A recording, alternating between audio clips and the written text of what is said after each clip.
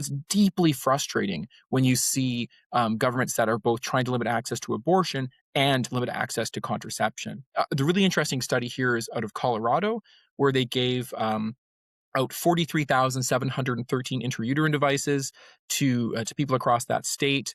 And what they found was that teen pregnancies went down 54% and teen abortion rates went down 64%.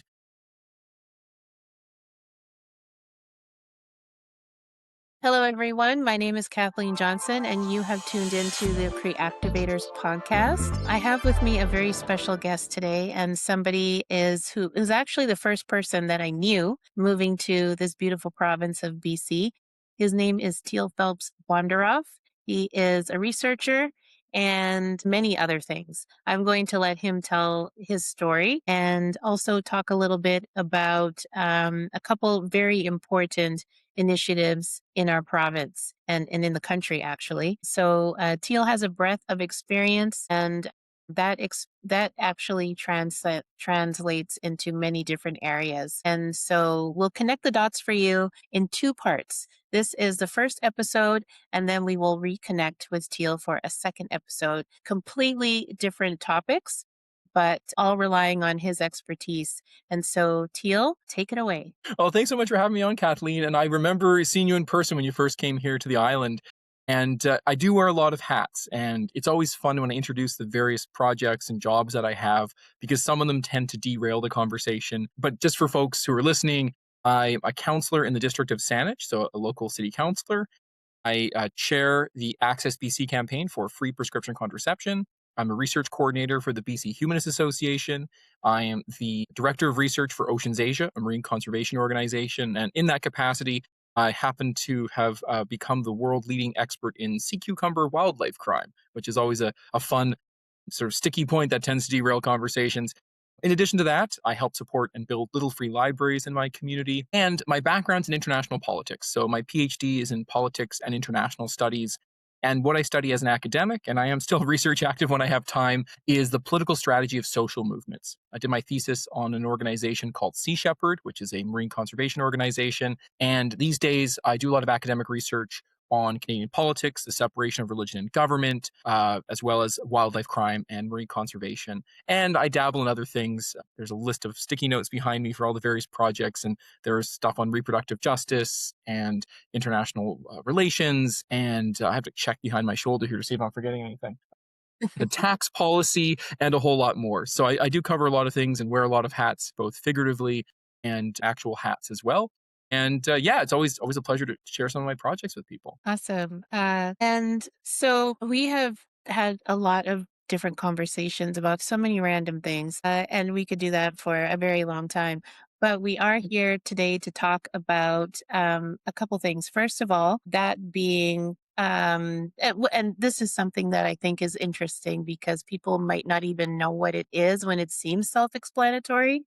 But what is the contraception initiative of the Yeah. province? I know I follow you on TikTok, and see the engagements there.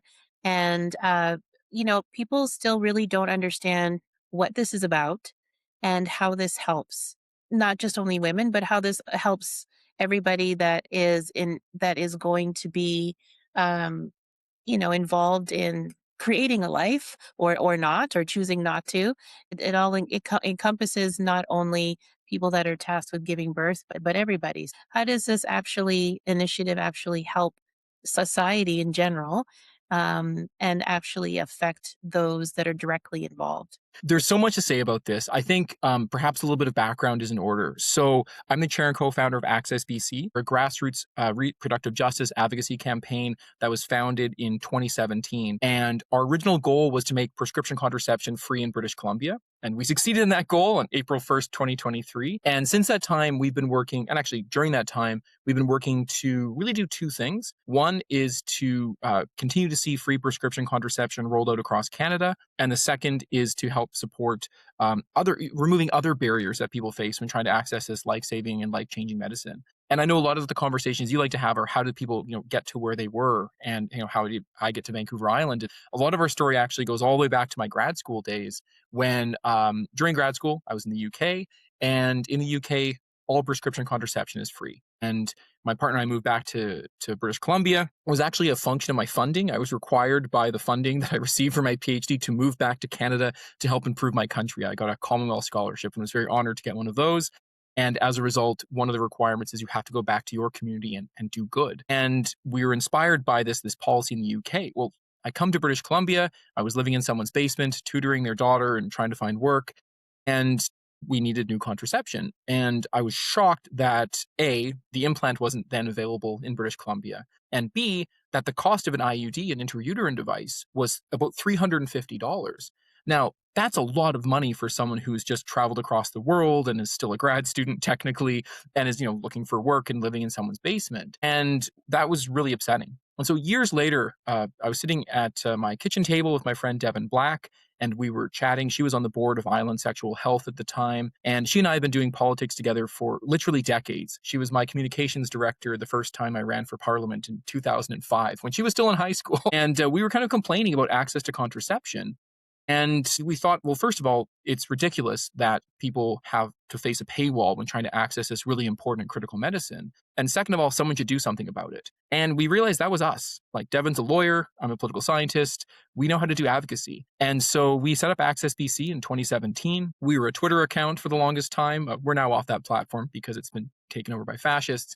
But we were basically just a small grassroots campaign that started off as a conversation at a kitchen table between friends and ended up being a province-wide organization that successfully convinced the province to do this really important policy. And your question was more around, why is this policy so important? So to answer that one directly, prescription contraception is life-saving and life-changing medicine. People use this medication to time and schedule their births, but also to prevent unplanned pregnancy, but also to treat a wide range of other medical conditions. So whether it's PMOS, which was just renamed, it used to be PCOS, so fresh off the renaming process, or PMDD or endometriosis, people are prescribed this life-saving medicine to treat hormonal acne or for menstrual regulation or to prevent against some forms of cancer. And it's so critical both to people's health and the reproductive autonomy that it's really unacceptable that someone could face a paywall when trying to access the medicine. I've said this time and time again, but someone's reproductive autonomy should never depend on their income. And that's kind of the premise behind AccessBC. So we set up shop in 2017, and we've done a lot of things. We're a nonpartisan campaign, but a lot of our members are also active in provincial and federal politics. So one of the first things we did was convince the BC NDP to adopt free contraception at their convention in 2017. And then we sat down with the government, some of the ministry staff and the Ministry of Health, and said, hey, the government in power, although it's a minority government, is interested in this policy. When can we see it happen? And they said, well, it's one policy amongst others. We need to make sure there's a groundswell of support for this policy. So we then spent the next 6 years making sure there was a groundswell of support for free contraception in BC. We did letter writing campaigns, we lobbied, participated in budget consultations. Towards the end, we put up billboards and did social media. And all of these things, the tens of thousands of letters that we flooded the government with, helped culminate in free prescription contraception being rolled out on April 1st, 2023.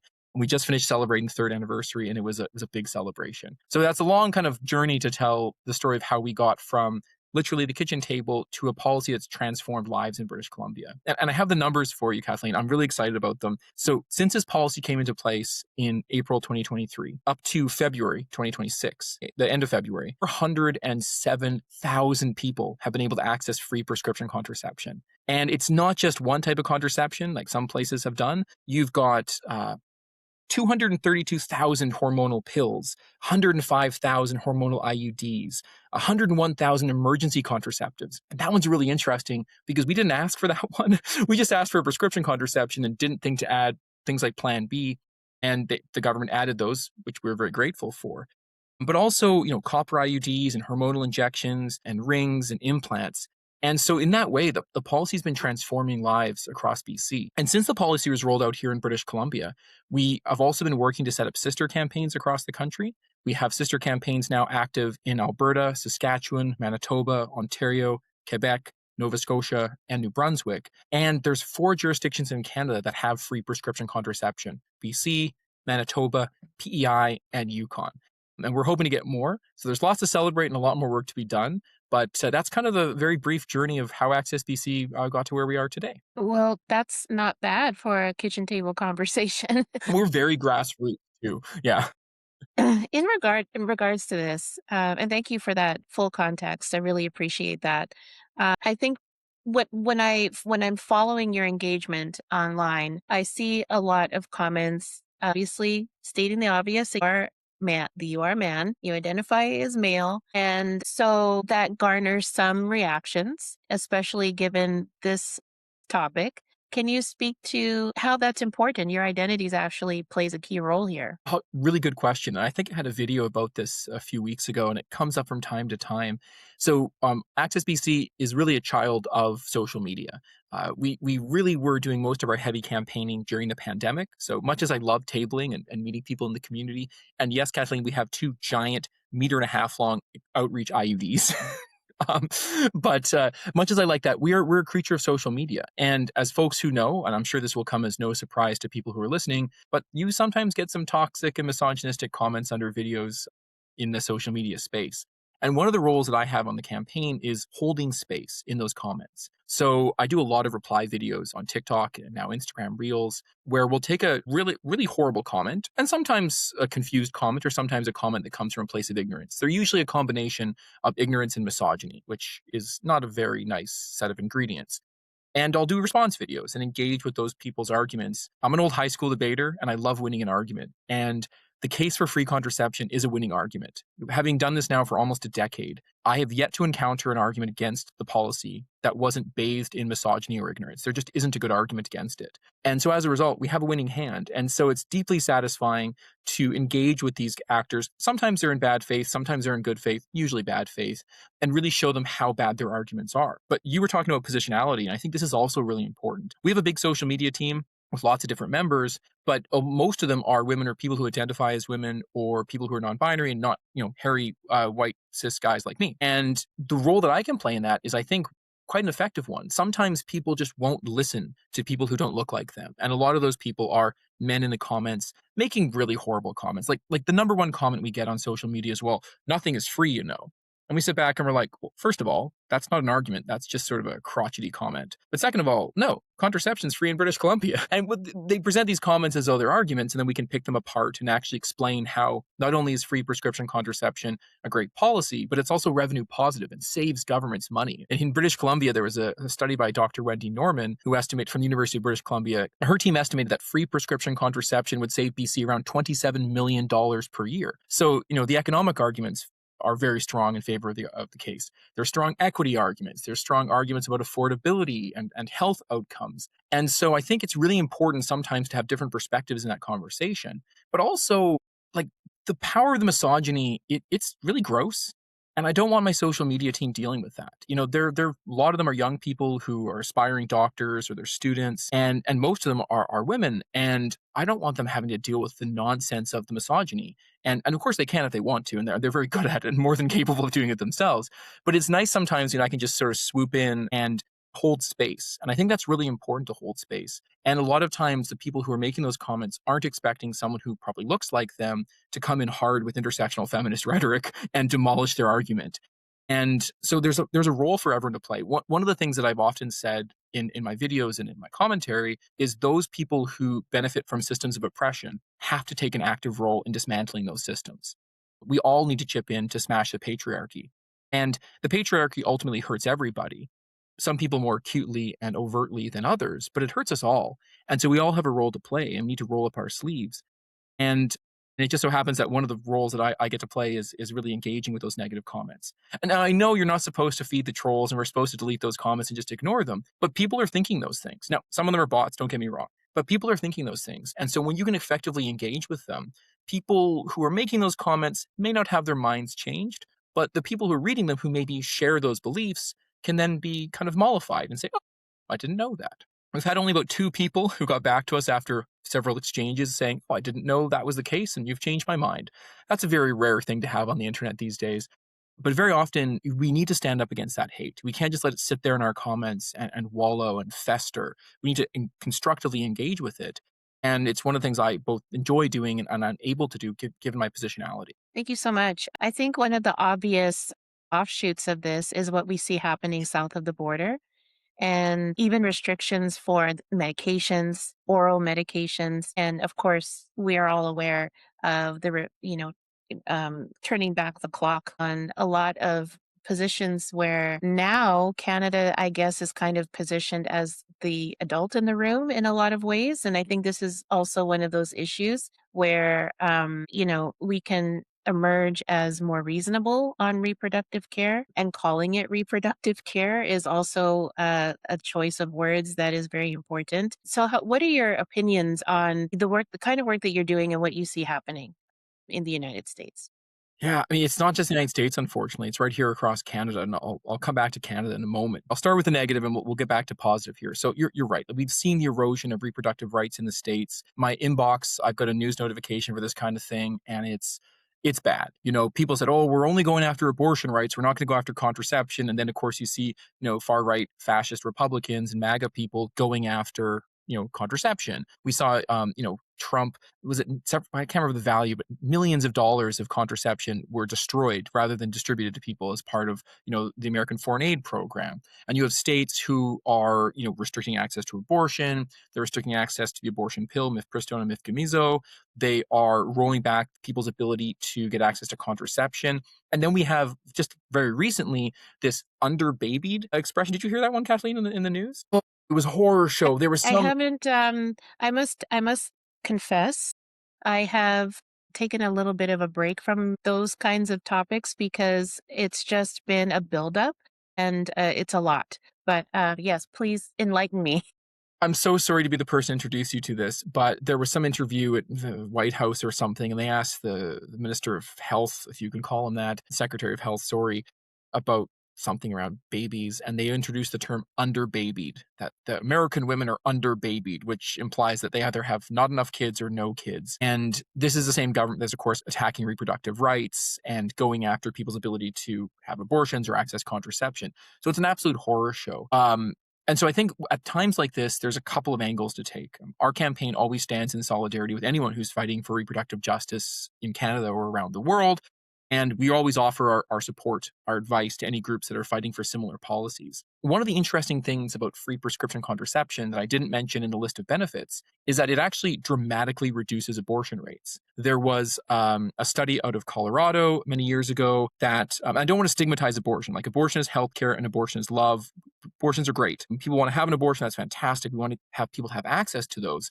But a lot of the anti-choice / forced birthers, they don't like abortions. And one of the best ways to reduce abortion rates is to increase access to prescription contraception. And so it's deeply frustrating when you see governments that are both trying to limit access to abortion and limit access to contraception. The really interesting study here is out of Colorado, where they gave out 43,713 intrauterine devices to people across that state. And what they found was that teen pregnancies went down 54% and teen abortion rates went down 64%.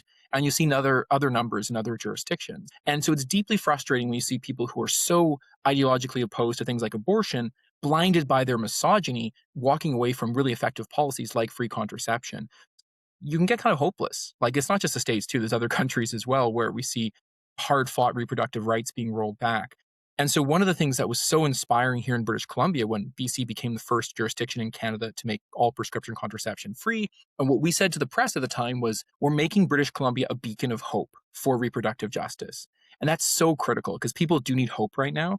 And the progress we've been able to make in Canada is inspiring. I will say this much, it's inspiring, but it's also at risk. So the big risk we have right now is from the Carney government. So for a bit more background for folks, and sorry to monologue here, Kathleen, I'll squeeze in as much information as I can, but the Manitoba and British Columbia, their governments both made prescription contraception free as independent policies. So BC did it 2023, Manitoba did it a couple of years later.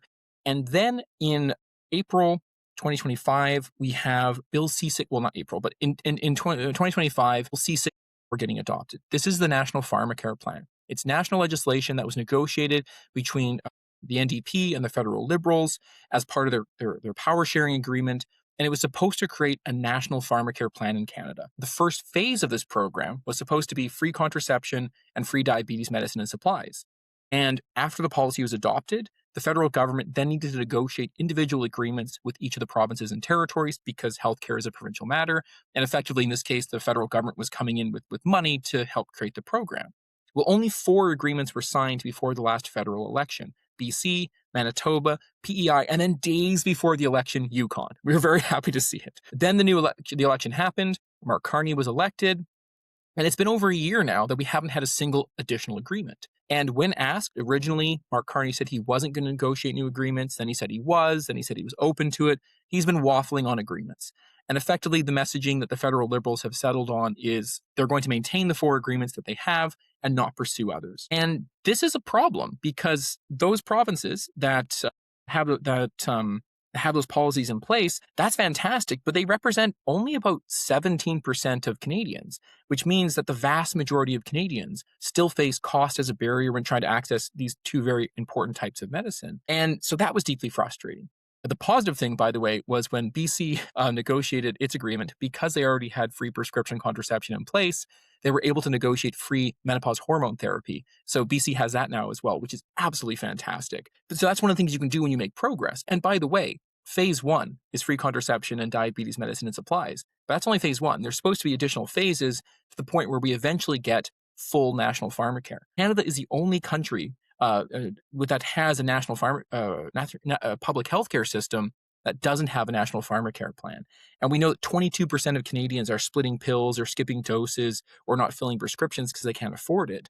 This is becoming a major affordability and health issue. But recently, just as recently as April 23rd, 2026, when the Minister of Health was asked by Don Davies in the House whether the government would be pursuing new agreements, they said that they weren't. He also asked the Minister Michel, about what was going on in PEI, because PEI has its own provincial pharmacare plan. And effectively, the messaging that we've heard and the premier of PEI mentioned was that when the federal funding for that program runs out in 2029, the federal government wasn't planning on renewing it. And so now we have a federal government that's suggesting that the pharmacare plan, whether it's in PEI or in other provinces, could be treated as a pilot project that expires in 2029, rather than what it was supposed to be, which was effectively the beginning of a national pharmacare plan like every other country that has a national public healthcare program has. So what we're seeing live is really the betrayal of Canadians by the Carney government by not actually showing leadership on the issue. So just last week, our organization, AccessBC, we put out an open letter to Prime Minister Carney.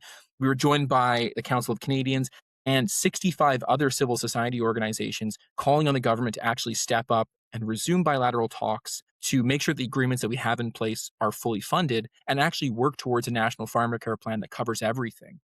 And we're hoping that we get a positive response from this, but we really haven't seen a lot of positive indications from this current government. And that's worrying because the Canadian Health Act says you shouldn't have disparate health access across the country. But right now, someone in BC and someone in Alberta have dramatically different abilities to access life-saving medicine just based on where they are and their income. And that's really unacceptable. Yeah, thank you for this. I think we're very happy as I'm in that phase of life that we have some better access to, well, we have free access now to perimenopause, menopause solutions, which is wonderful.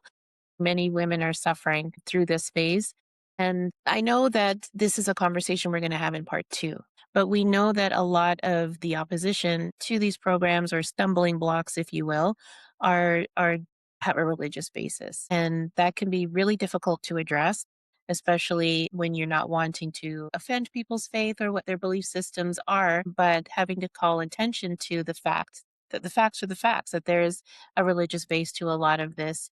And so I don't know if you want to pick up that in part 2 as a part of that discussion, but perfectly fine to maybe make a few comments about that now. The organization that many people might not know exists is the vehicle by which you address a lot of these issues. So tell people a little bit about BC Humanists and, you know, if you want to address the religious kind of foundation of a lot of this resistance and this. Yeah, people who are sort of listening to my laundry list of different projects and jobs that I have will notice some overlaps. Obviously, the sea cucumber stuff is kind of its own little circle, but a lot of the other work that I do very much overlaps. And so the work with Access BC is about reproductive justice. My work at the BC Humanist is about separation of religion and government. And we see those combining and colliding in very dramatic ways, as you pointed out. One of the other roles that I have is I work with the Abortion Rights Coalition of Canada. We have a research team that's working on crisis pregnancy centers or unregulated pregnancy centers. If folks ever heard of these, those of you who are listening, you would have maybe seen some ads for them. One of the organizations in Canada is called Birthright, and they put up newspaper and bus ads that say things like, "Are you pregnant? Are you scared? We can help." The answer is they can't help. They're going to lie to you because these are organizations that are set up to explicitly manipulate people often through motivated counseling, misinformation, disinformation, or not sharing all the details that are available. They exist exclusively to dissuade people who are considering an abortion not to have one, manipulating people. Good counselors provide people with all the options in an open and judgment-free environment and help people weigh the costs and benefits of a decision.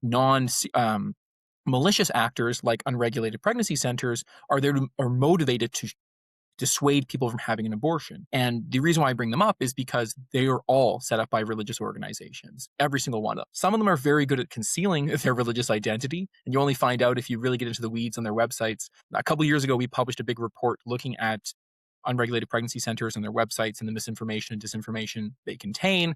This is with the Abortion Rights Coalition of Canada and the BC Humanists. And we found that there's an increasing trend where some of them will hide their identity. That, oh no, we're not a religious organization. We're actually, we're here about helping women. And that's an interesting trend that's quite worrying. One of my favorite stories here, Kathleen, was one of our friends from Montreal sent us a picture and a website of an organization she thought was an unregulated pregnancy center. And my friends and I who work on this team, we've been studying this stuff for years. It took us 25 minutes of like going through the website and going through all the pictures of the outsides to figure out if it was a good clinic or a bad clinic. Like we just couldn't tell. These actors are getting more and more insidious in how they hide their information. And they're religiously motivated, fundamentally.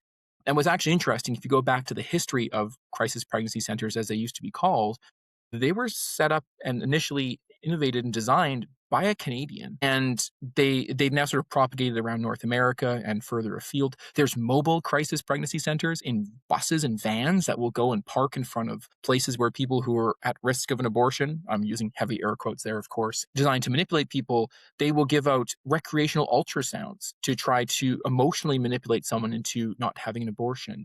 They will spread lies and misinformation about potential health outcomes of abortions. They invent syndromes like post-abortion syndrome. It's not a thing. And so the reason I bring them up is you do see this very strong connection between efforts to roll back people's reproductive rights and religion. And a lot of my work is at the intersection of that point.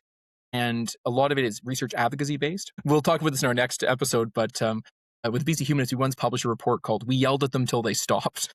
And effectively, it demonstrates a lot of our research approach, which is do good, empirical, academic research on a topic, and then wave that research about as frantically as you can until you get someone's attention, and then you bop them on the forehead with it until you get your change. And a lot of our work is in that space. But no, we are seeing individuals who would force their religion on other people, whether it is through proselytization or whether it's through policies that impede people's ability to access the tools they need to exercise reproductive autonomy. And to me, that's morally reprehensible. We also have allies in the religious world as well, people who understand that reproductive autonomy is critical and important, and also people who understand that like their views, they can't force them on other people. But when we look at the groups who are actively opposing our efforts to increase access to contraception or access to abortion in Canada, the vast majority of them are religiously motivated.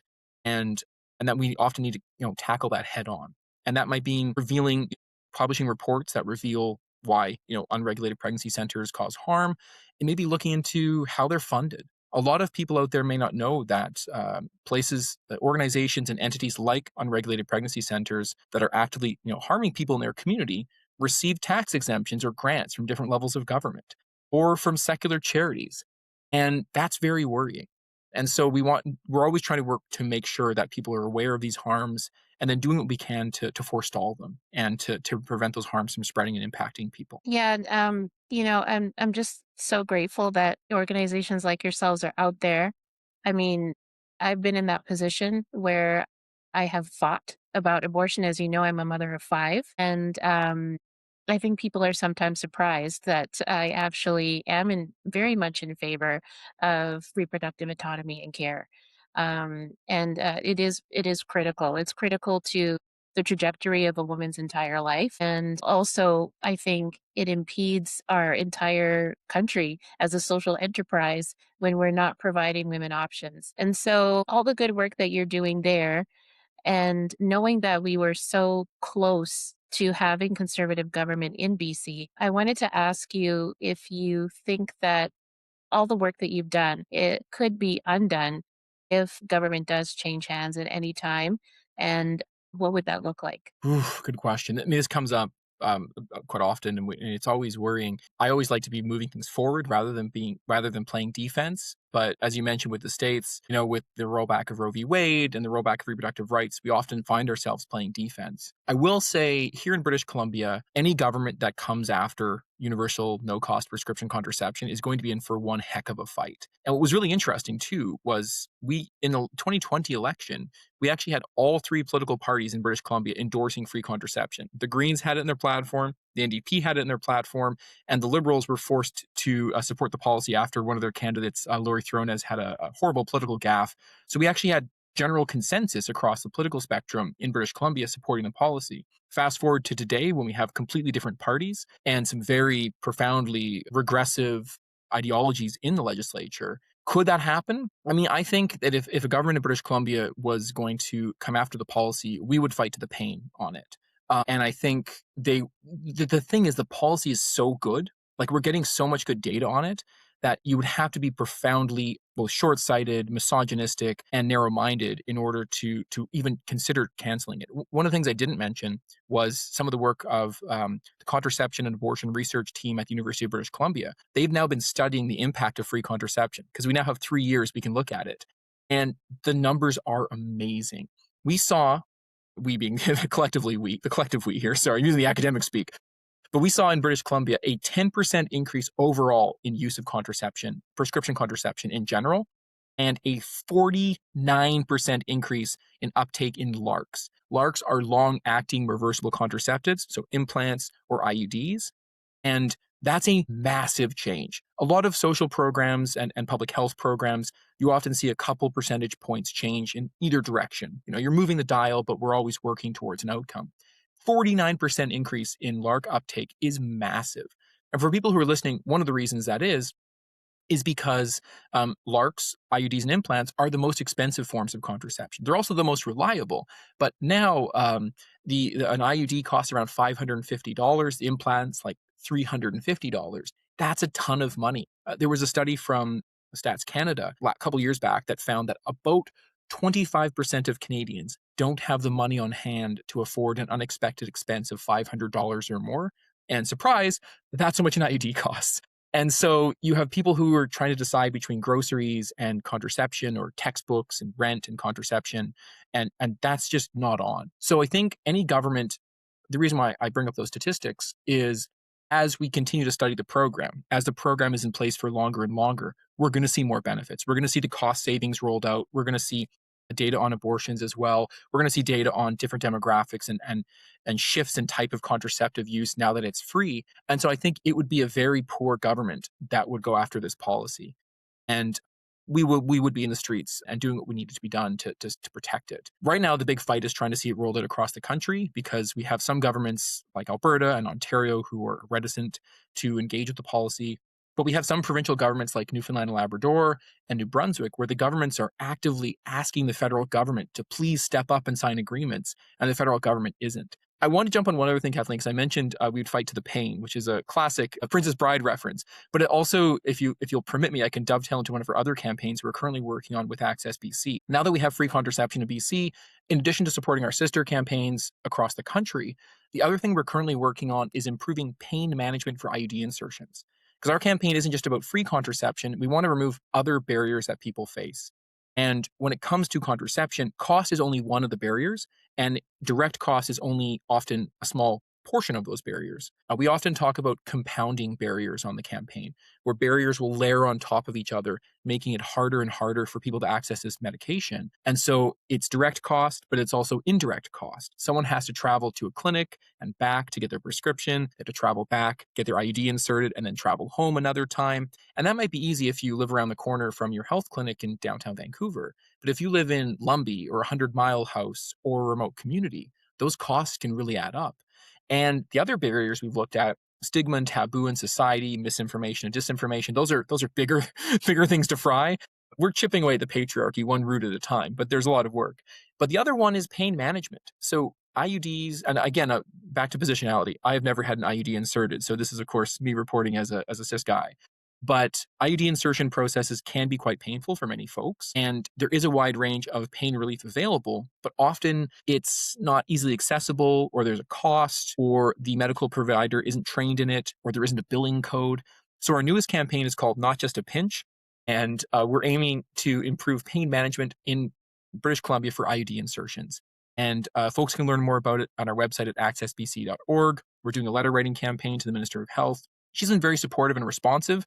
And at the moment, we're in the process of just refining our ask. Our ask was basically like, hey, make it easier for people to access pain management. And now we're focusing it down to what specific forms of pain management we want to increase access to, whether it's lidocaine, cervical blocks, or Penthrox. And so the conversation that folks will be hearing from us in the near future is kind of a twofold path, fighting to protect what we have and expand it across Canada with respect to free contraception, and then working to improve access to pain management for IUD insertions. And then once we win that, we're going to keep on going, because the patriarchy is not going to smash itself, and there's a lot more work to be done, as you and I both know. Well, thank you so much. This has just been amazing. And thank you for enlightening us about the situation in Canada. I must say, I did not know all of that. And I think we tend to think that the grass is always greener on this side. And we're doing so much of a better job. I think by comparison, when we look at ourselves, we can get a little bit, that self-important. So thank you for letting us know about what the real situation is. Well, when we have you come back, we'll be really excited to pick up on some other topics, but we'll leave it there for now. Thank you so much for taking time out of your busy schedule with research and all the other things that you're involved in on City Council and all of those other things. And all of the work that you're doing, we'll make sure we have it in the show notes so that people know about this new campaign that you just mentioned and many more things. So Teale will be signing off now, and thank you for your time. Thanks for being Thanks with so much us. for having me. Thank you.